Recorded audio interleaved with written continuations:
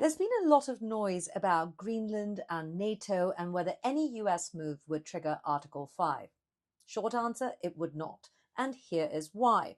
NATO is a 32-member alliance founded back in 1949 by 12 founding countries right after World War II. And in more than 75 years, Article 5 has been invoked exactly once, that's right after 9/11, because Article 5 is built on a very specific legal and political assumption that the attacker is outside the alliance.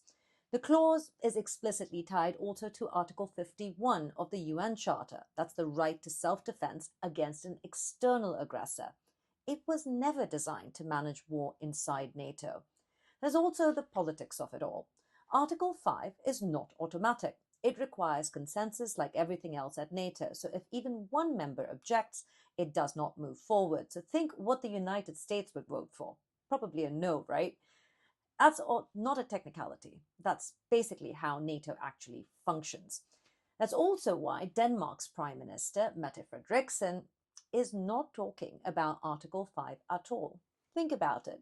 She's warned instead that a US invasion of Greenland would mean pretty much, quote unquote, the end of NATO. Because if a member becomes the aggressor, the alliance's first move is not collective defense. It's going to have to be something like political isolation. Bottom line, Article 5 is a shield against outside threats. Once the threat comes from within, the shield no longer works.